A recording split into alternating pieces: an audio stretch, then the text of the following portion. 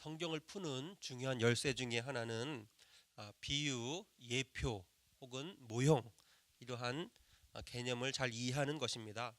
갈라디아서 4장 24절에 보면 사라와 하갈이 율법과 복음을 상징한다고 하면서 그 상징이라는 단어를 비유 혹은 알레고리라는 단어를 사용합니다.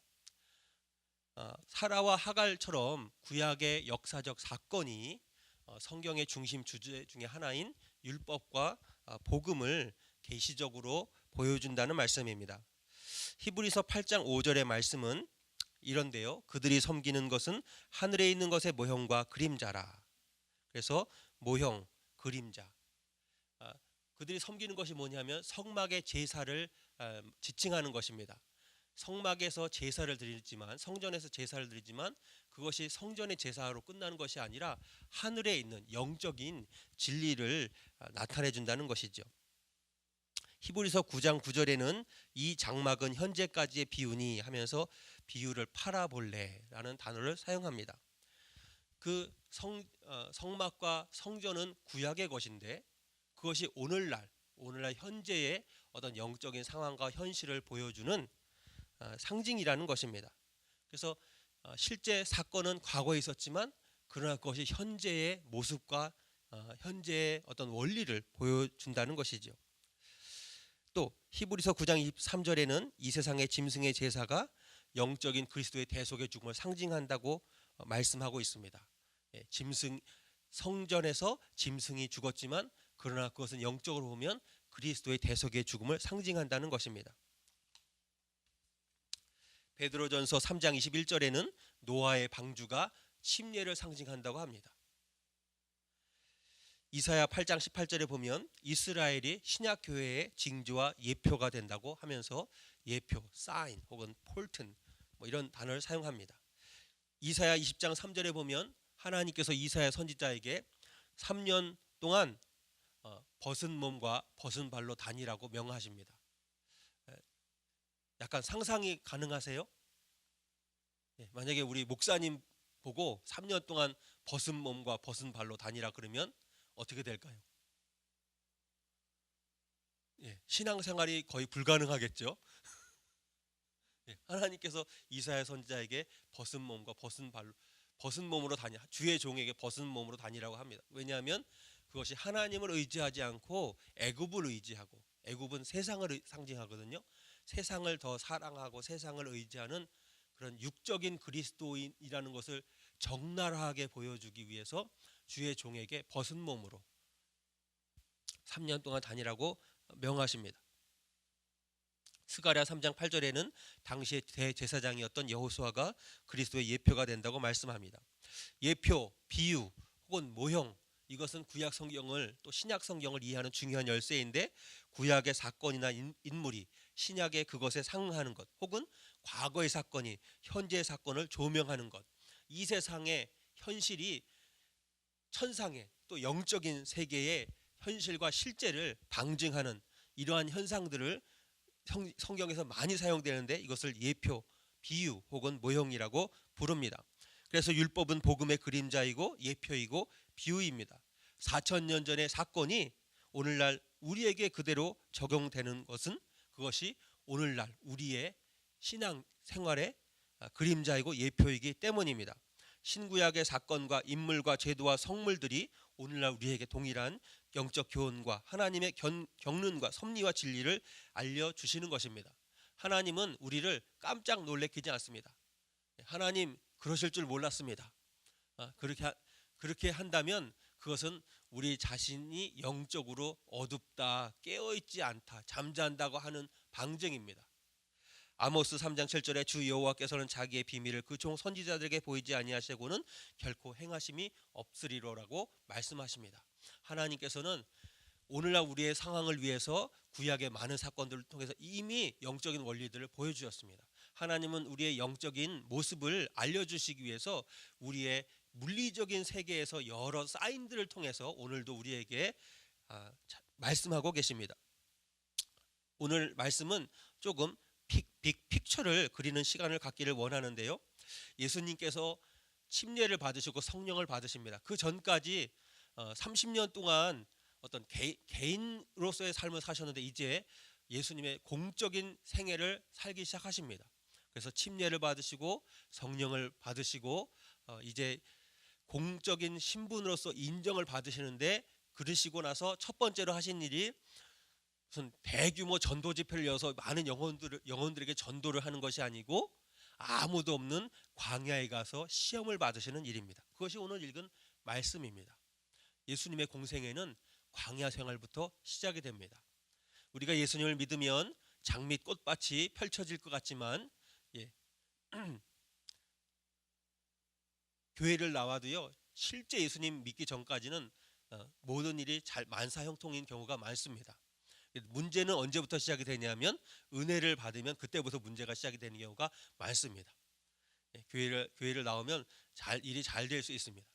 근데 진짜 예수님을 믿고 진짜 은혜를 받기 시작하면 그때부터 광야로 내몰리는 경우가 다반사입니다. 그것이 성경의 원리입니다. 예수님도 침례 받으시고 성령을 받으셨습니다. 그래서 모든 게 만사형통이 돼야 되는데 첫 번째 일어나는 일은 광야로 내몰리는 일이셨습니다.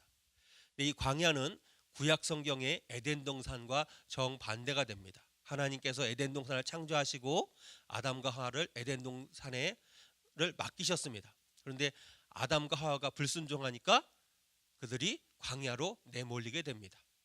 그런데 창세기 1장에서 광야 에덴 동산을 창조하시고 불순종 죄로 인해서 광야로 몰려나간 아담과 하와가 있는데, 요한계시록에 가면 어떻게 결론이 나냐면 그 광야에서 다시 에덴 동산이 회복되는 사건이 일어나게 됩니다.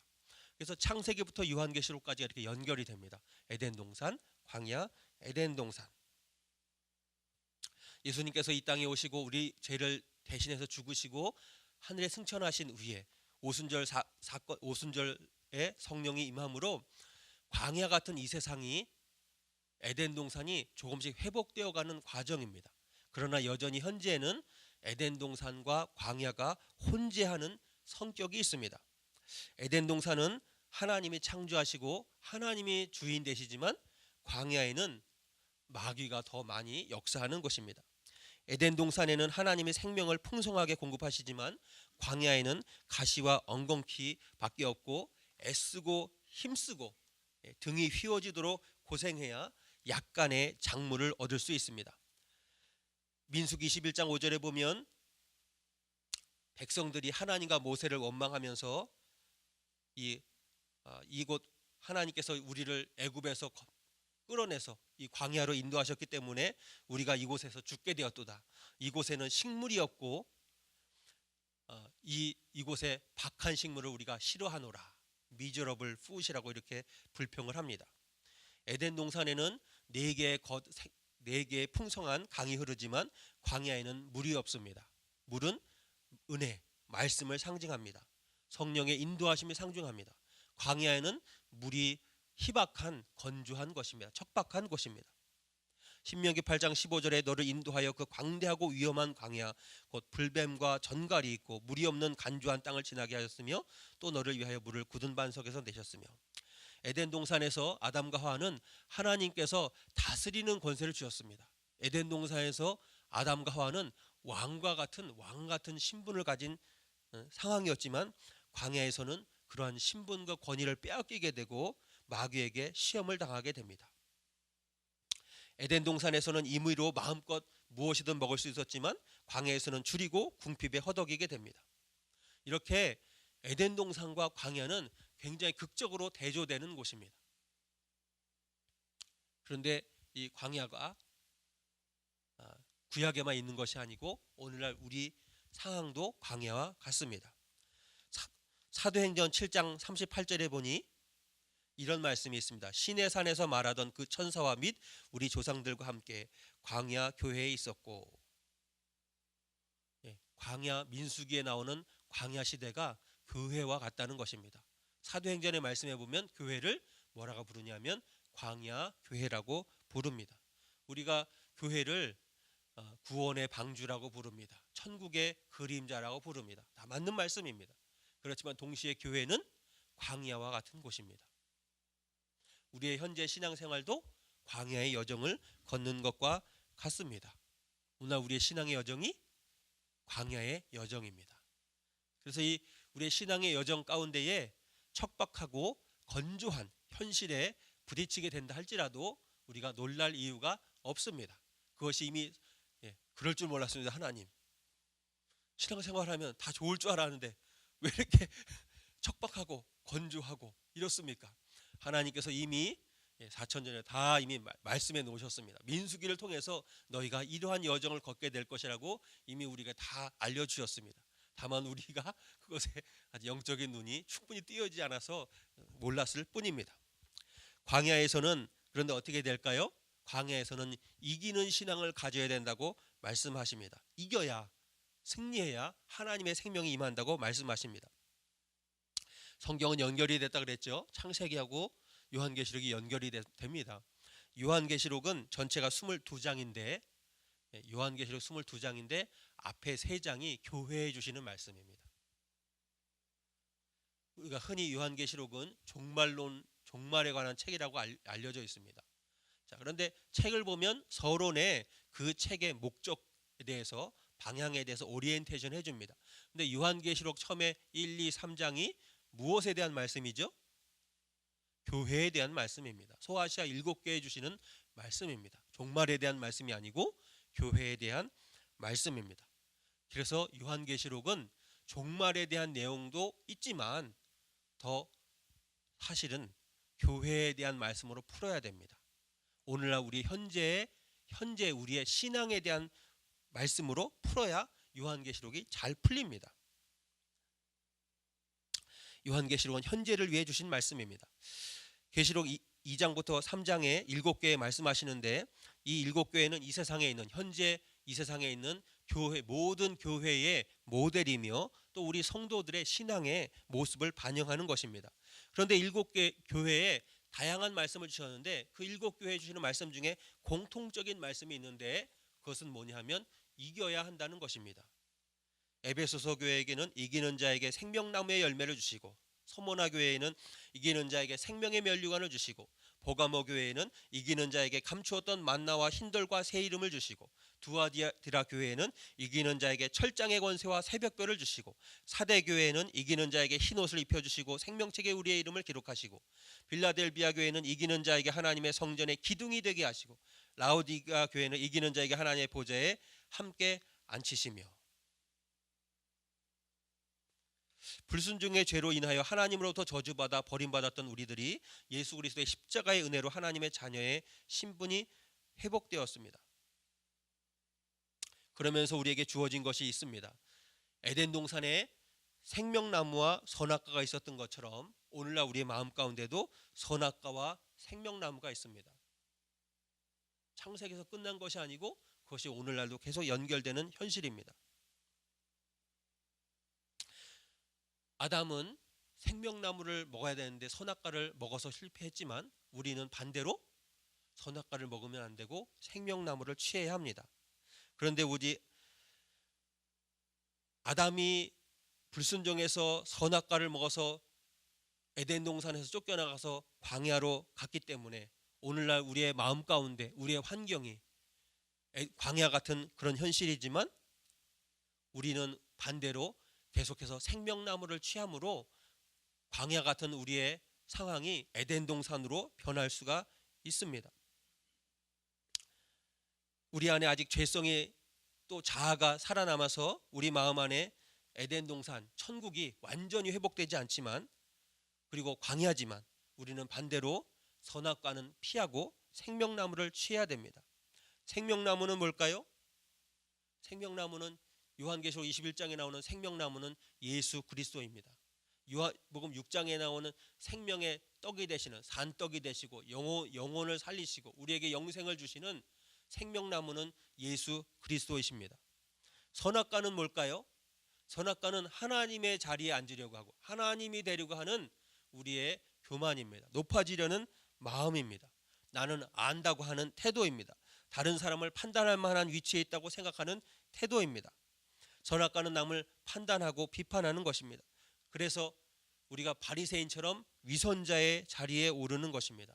하나님의 부지불식간에 하나님의 자리에 오르는 가장 무서운 죄인 교만의 죄를 저지르는 것입니다. 자신의 눈에 들보는 보지 못하고 다른 사람의 눈에 티만 지적하는 것입니다. 야고보서 4장 11절로 12절에 이렇게 말씀하세요.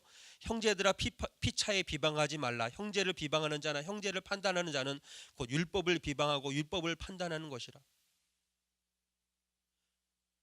율법은 하나님의 말씀이거든요. 우리가 하나님을 누구도 어떤 성도도 하나님을 누가 감히 비판하려고 하겠습니까? 그런데 우리가 형제를 판단하고 비판할 때 형제를 판단하는 것이 아니라 하나님의 율법을, 하나님의 말씀을 우리가 비판하는, 현실은 그렇다는 것입니다. 내가 만일 율법을 판단하면 율법의 준행자가 아니요 재판자로다. 입법자와 재판자는 오직 하나이시니 능히 구원하기도 하시며 멸하기도 하시느니라. 너는 누구간데 이웃을 판단하느냐. 하나님은 우리를 판단하는 자로 세우지 않으셨답니다. 하나님은 우리를 율법의 준행자로 법을 주셔서 우리가 그 법을 지키도록 하는 준행자의 역할을 우리에게 맡기셨지, 그 율법을 손에 들고서 그걸로 재단하는 일에 우리를 부르지 않으셨답니다. 이기는 신앙이란 뭐냐면 하나님께서 우리에게 처음에 주셨던 예수 그리스도의 그분의 마음을, 그분을 우리 마음에 지키는 것입니다. 첫사랑을 지키는 것입니다. 변질된 신앙이 아니라 처음에 가졌던 마음. 우리가 처음 예수 믿었을 때, 처음 은혜 받았을 때 아주 순수한 마음이었죠. 너무 아름다운 마음이었죠. 그런데 그 마음은 우리에게서 나온 것이 아닙니다. 우리 안에는 선한 것이 없습니다.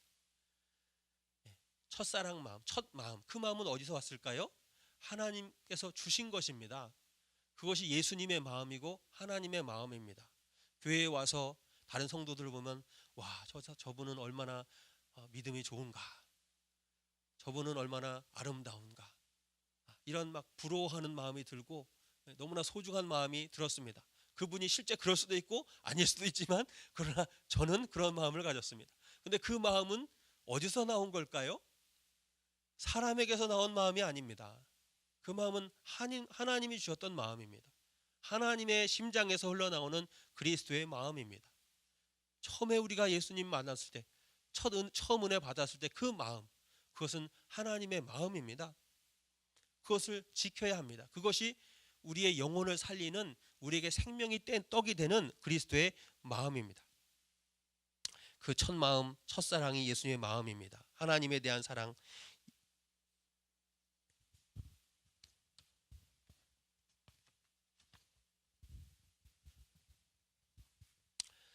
이웃을 섬기려는 마음, 말씀대로 살려고 했던 어린아이와 같은 순수한 그 마음을 지킬 때 예수 그리스도의 생명이 임하는 것입니다. 요한복음 6장에 예수 그리스도는 생명의 떡, 산떡, 우리에게 생명을 주시는 생명의 양식입니다. 그리스도의 낮아지심, 온유와 겸손과 사랑과 섬김과 이해와 용서가 있는 신앙이 이기는 신앙이고 생명이 있는 신앙입니다. 이기는 신앙을 가진 자에게 주시는 축복이 있는데 면류관과 기둥입니다. 요한계시록 3장 11절로 12절에 내가 속히 이 말이니 내가 가진 것을 굳게 잡아 아무나 내 면류관을 빼앗지 못하게 하라. 이기는 자는 내 하나님 성전의 기둥이 되게 하리니 새 예루살렘의 이름과 나의 새 이름을 그의 위에 기록하리라. 하나님의 이름이 새겨진 기둥이 된다는 것입니다. 광야에서는 이기는 신앙을 가져야 되고요, 이기는 신앙을 가진 사람은 기둥이 되고 면류관을 얻게 됩니다. 디모데전서 3장 15절에 만일 내가 지체하며 너로 하나님의 집에서 어떻게 행하여야 할 것을 알게 하려 함이니 이 집은 살아계신 하나님의 교회요 진리의 기둥과 터이니라. 그러니까 교회도 기둥 같은 교회가 있다는 겁니다. 어떤 교회냐면 진리의 말씀을 붙들고 지키는 교회가 기둥 같은 교회라는 말씀입니다. 또 성경에 기둥 같은 사람도 나옵니다.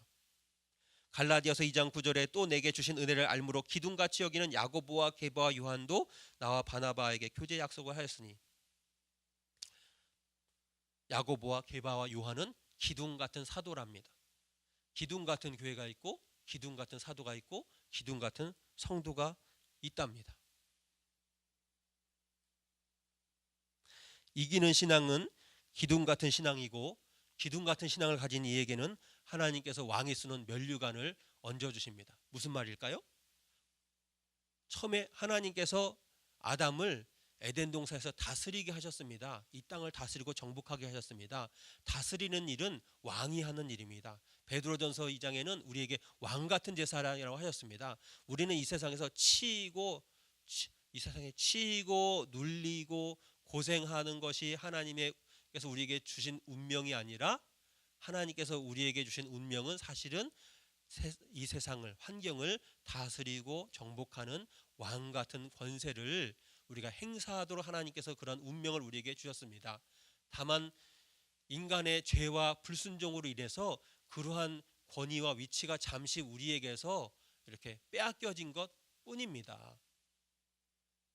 우리는 우리에게 부여진 정당한 왕 같은 권위와 위치를 다시 되찾아야 합니다.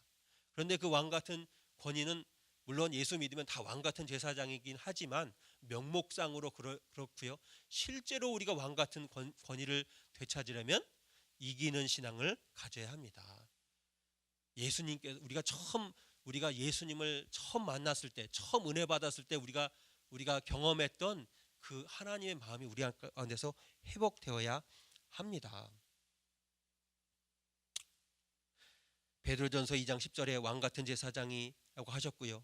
요한계시록 4장 4절에 보면 하나님의 보좌에 둘러앉은 24 장로들이 그 흰 옷을 입고 금 면류관을 쓰고 있습니다. 이것이 이기는 신앙을 가진 성도들의 모습입니다.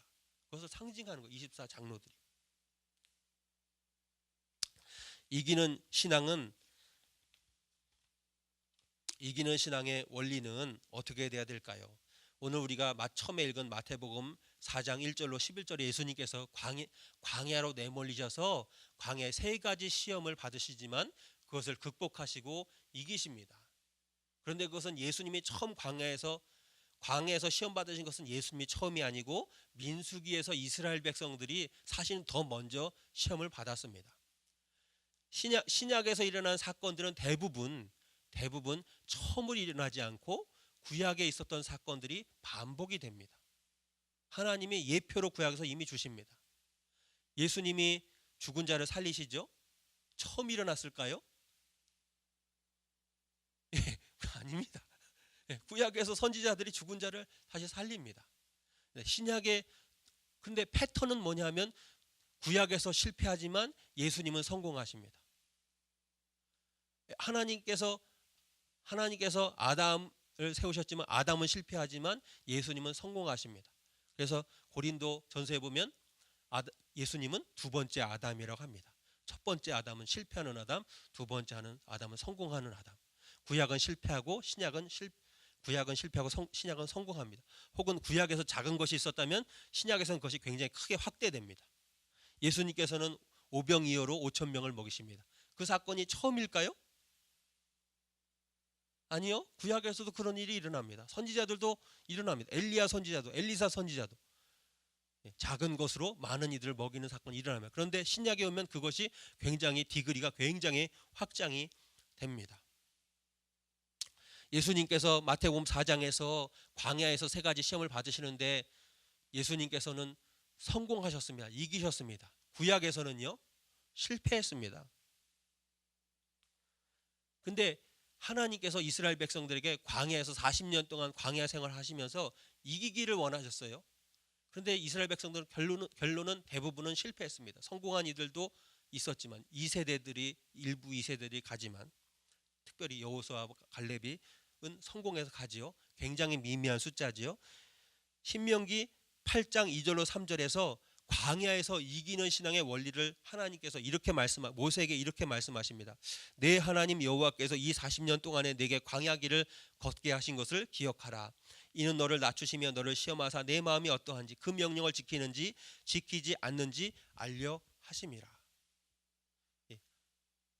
내가 너희들 광야를 지나갈 줄 몰랐다. 야 정말 미안하다. 이렇게 힘들 줄 알았으면 내가 좀 다른 길로 인도할 걸. 하나님 그러신 것이 아니라 의도적으로 계획적으로 광야를 지나게 하셨는데 그들을 낮추시며 그들의 마음을 시험하사 그 내 마음이 어떤지 그 명령을 지키는지 지키지 않는지 알려 하심이라. 너를 낮추시며 너를 줄이게 하시며 또 너도 알지 못하며 내 조상들도 알지 못하는 만나를 내게 먹이신 것은 사람이 떡으로만 사는 것이 아니요 여호와 입에서 나오는 모든 말씀으로 사는 줄을 내가 알게 하려 하심이냐. 여기에 많은 원리들이 나오는데 네 가지만 살펴보려고 하는데, 그 원리들은 예수님께서 마태복음 4장에서 세 가지 시험을 이기신 원리들과 연결이 됩니다. 첫 번째, 성령의 인도하심을 받아야 합니다. 불과 기름기 등으로 인도함 받았지요. 성령의 인도하심 받는다는 말이 구약에서는 하나님과 동행한다는 표현입니다. 노아가 그랬고요, 아브라함이 그랬고요, 이삭과 야곱과 요셉, 엘리야가 이들이 하나님과 동행한 이들입니다. 두 번째는 줄이고 낮아져야 합니다. 신명기 8장에 40년 동안 내게 광야 길을 걷게 하신 것을 기억하라. 이는 너를 낮추시며. 광야에서는 어떻게 해야 될까요? 낮아져야 됩니다. 근데 대부분의 사람들은요, 낮아지기 싫어도 그냥 저절로 낮아집니다. 광야의 길을 가게 되면. 그렇죠? 광야에서도 높은 마음을 가지기가 어렵죠. 그럴 것이라고 우리가 상식적으로 생각하는데 광야의 길을 가면 광야에서 누가 나 잘났다고 막 그런 사람이 누가 있겠어요. 광야 길을 가면 다 낮아지게, 어려운 일을 당하면 다 낮아지겠죠. 그것이 상식이죠. 그런데 그게 상식인데 광야에 있음에도 불구하고, 광야 길을 걸어감에도 불구하고 사실은 낮아지지 못하는 경우가 다반사입니다. 그런 경우가 다반사입니다. 우리의 마음이 높아지는 경우가 다반사입니다. 그러나 하나님께서 우리를 광야로 인도하십니다.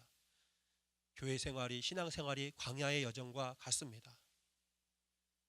그것은 하나님이 우리의 고통당하는 것을 보시며 즐거워하시는 것이 아니고 우리의 마음이 낮아지기를 원하시기 때문입니다.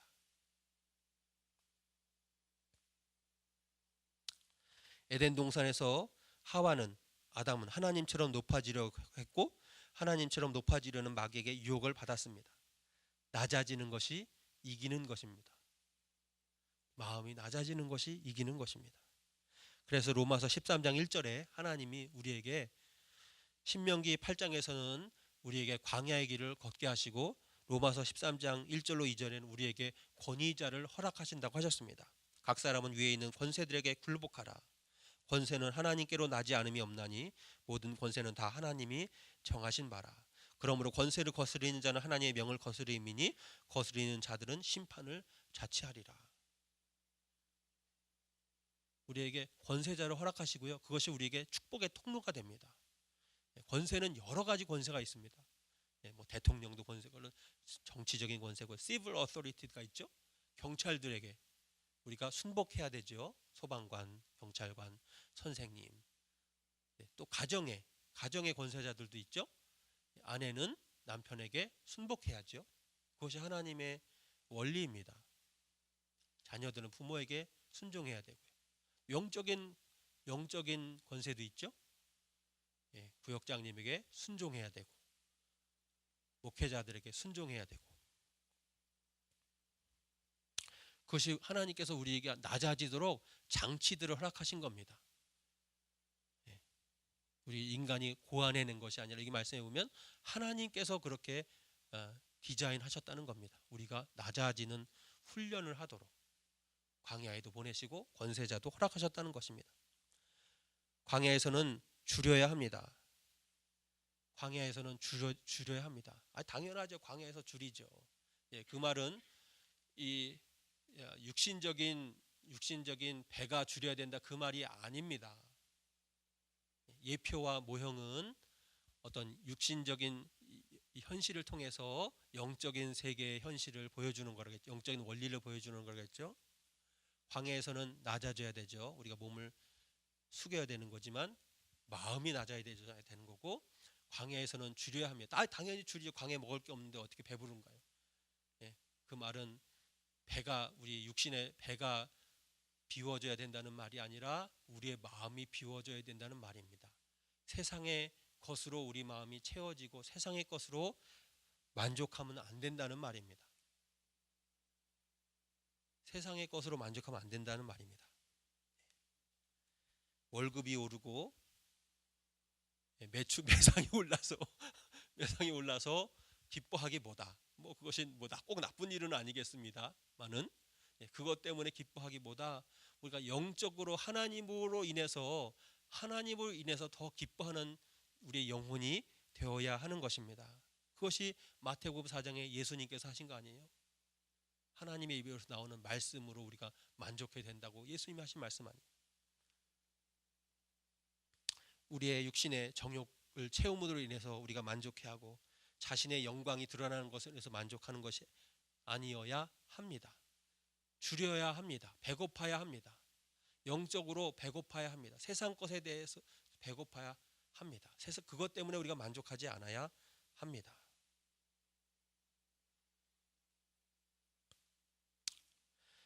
하나님은 변하지 않으시고 그리스도도 변하지 않고 마귀도 변하지 않습니다. 예나 지금이나 에덴 동산에서 아담을 유혹했던 고전적인 방법으로 우리들을 유혹합니다. 신명기에서 민수기에서 이스라엘 백성들을 유혹했던 동일한 방법으로 우리들을 유혹합니다. 마태복음 4장에서 예수님을 유혹했던 방법으로 동일한 방법으로 우리들을 유혹합니다. 예수님께서는 그곳에서 그러나 자신을 드러낸 것이 아니라 하나님을 드러냅니다. 하나님의 영광을 드러냅니다. 사도 바울이 고린도후서 4장 5절에서 그럼 우리는 우리를 전파하는 것이 아니라 오직 그리스도 예수의 주 되신 것과 또 예수를 위하여 우리가 너의 종된 것을 전파함이라. 예수님도 자기가 하나님의 아들이지만 자기 자신을 드러내지 않고 오직 하나님의 영광을 드러내고 하나님을 드러내게 됩니다. 자신을 낮추게 됩니다. 주님께서는 사람에게 높임 받는 것이 하나님께 미움 받는 것이라고 하셨습니다. 누가복음 16장 15절에 예수께서 이르시되 너희는 사람 앞에서 스스로 옳다 하는 자이나 너희 마음을 하나님께서 아시나니 사람 중에 높임을 받는 것은 하나님 앞에 미움을 받는 것이니라. 우리가 사람 앞에 높아지지 않고 낮아지려고 하는 것이 무엇이냐면 그것이 예수님의 마음입니다. 이긴다고 하는 것은 우리 사람의 힘으로 이길 수는 없습니다. 이기는 것은 예수 그리스도를 우리 안에 소유하는 것으로 이길 수 있습니다. 예수 그리스도의 마음은 낮아지는 마음입니다. 종이 되는 마음입니다. 죽기까지 복종하는 마음입니다. 마태복음 10장 28절에 인자가 온 곳은 섬김을 받으려 함이라 도리어 섬기려 하고 자기 목숨을 많은 사람의 대속물로 주려 함이니라. 섬기려고 하는 마음입니다. 그것이 예수님의 마음이고 예수님 자신입니다.